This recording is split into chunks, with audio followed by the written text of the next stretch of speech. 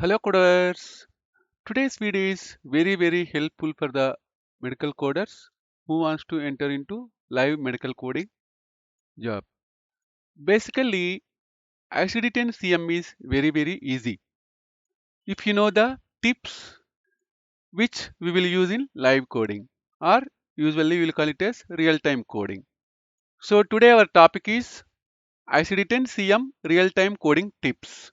Here you are going to learn approximately 200 ICD-10 CM coding tips which we will use during our live coding. After watching the complete video, if you feel this video is helpful for you, please click on like button. So basically these are very simple explanation. By seeing the guideline we can understand.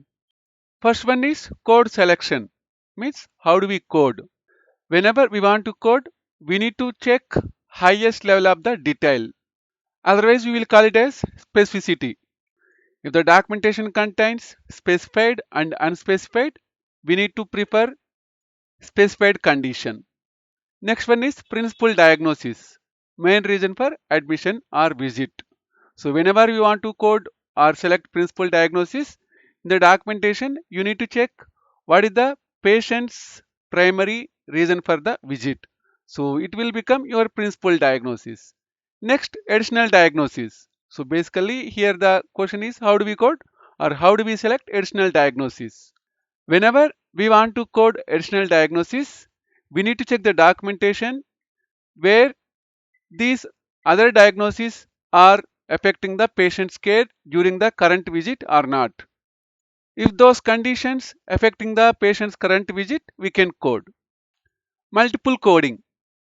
Sometimes same condition we need to use multiple codes. For example, we are unable to find any ICD-10 CM code for one condition. For example, we can take acute on chronic or acute and chronic. For example, you don't have acute and chronic specificity in the ICD-10 CM.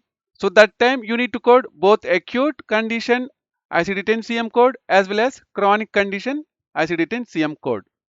Next one is combination code. One code for two conditions like diabetes with neuropathy. So whenever the documentation is having diabetes with neuropathy, we can't code unspecified diabetes as well as neuropathy separately. So instead of coding two codes, we need to use the combination codes like DM with neuropathy 11.40 or 42 based on your documentation. Next one is use of NOS. So NOS means not otherwise specified. So whenever we don't have details, we will use NOS. Next one is use of NEC. So NEC is equal to not elsewhere classified or unspecified details. If you are unable to find the specific details related to that code, we need to use the NEC code. So next one is code sequencing. So how do we code in medical coding? So whenever you want to code the sequencing, always we need to code principal diagnosis first, then we need to code secondary diagnosis, then we need to code history codes or Z codes. Next one is symptoms coding. Code symptoms only if no final diagnosis is given. So what is that meaning? For example, if you have appendicitis as well as abdominal pain. So here we need to code only appendicitis, as appendicitis is the confirmed diagnosis. Here you will not code abdominal pain. For example, in one scenario, documentation contains only abdominal pain. You can't see the appendicitis. So that time we need to code abdominal pain. What is important here? Whenever you want to code, check the documentation whether confirmed diagnosis is available or not. If there is no confirmed diagnosis, we need to code symptoms. Next, signs and abnormal findings. Okay, so you need to code signs or abnormal findings only if clinically important. Next one, external cause codes. So we need to use external cause codes for injury and poisoning. Next one is late effects. So code current condition plus sequela code. So how do we code etiology manifestation? So basically here etiology means underlying cause. Then manifestation is condition which is resulted from etiology or underlying cause. Whenever you want to code etiology manifestation, always we need to code etiology first, then followed by manifestation. Next, use of brackets. So used to enclose synonyms or clarification. Next one, use of parentheses. So these are the parentheses. Most of the time we will use our ICD-10 CM uses parentheses for non-essential modifiers. Next, when do we use colon in ICD-10 CM? Indicates complete TM needing more words. So how do you code if the documentation contains and or with? So both may be coded if documentation supports. Okay, for example, if you see anxiety and depression, you need to code the combination code.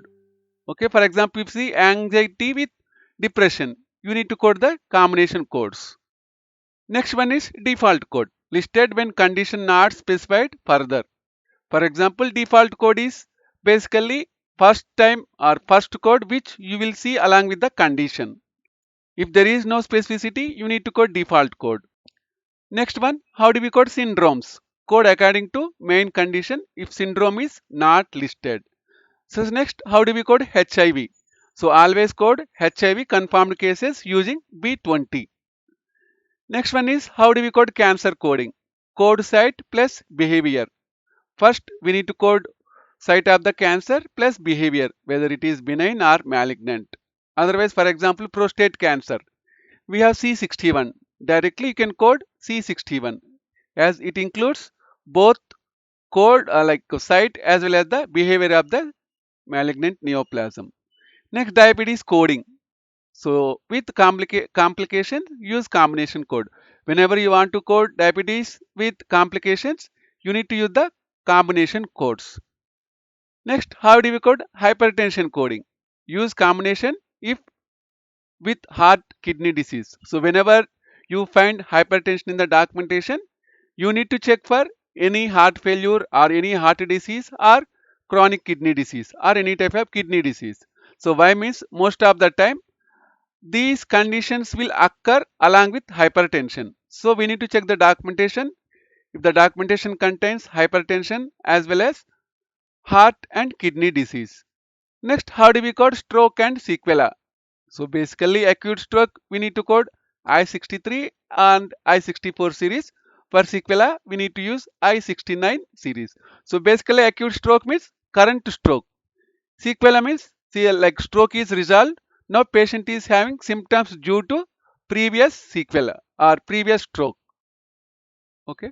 Next, how do we code pregnancy chapter? So whenever you want to code pregnancy chapter or pregnancy complications or pregnancy related conditions, we need to code first O codes. Then we need to use additional codes. Okay. Then how do we code delivery cases? Whenever you want to code for delivery, you need to code outcome of the delivery also. Okay. Next 27, postpartum complications. So always code as postpartum. Within 6 weeks, we will call it as postpartum. Okay. So when do we code postpartum complication? If the delivery occurs before 6 weeks of the postpartum complication. If it is after the postpartum, if it is 7 weeks, you can't code it as postpartum complications. So you need to check the documentation. What is the date of delivery and what is the postpartum complication or date of the postpartum complications. Okay. So how do we code newborn coding? Whenever you want to code newborn coding, we need to use P codes. Okay. So we will not use P codes anytime on the maternal code based on ICD-10 CM guidelines. Next, how do we code congenital abnormalities? So for congenital anomalies or abnormalities, we need to use Q codes as congenital conditions are lifelong conditions mostly. Next, how do we code injuries? Whenever you want to code injuries, first we need to code site, type and external cause. Next one, how do we code fractures? Whenever we want to code fractures, first we need to code the site, type, laterality and episode. So basically all the specificity is included in single code. Okay. So how do we code poisoning? So whenever you want to code poisoning, first we need to code the substance as well as external cause. So how do we code adverse effects?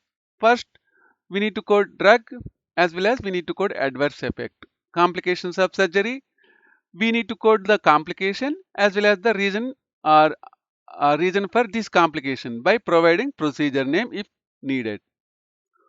Okay team, thanks for watching this video. If anyone looking for medical coding jobs in UAE, USA and India, please join in our WhatsApp group.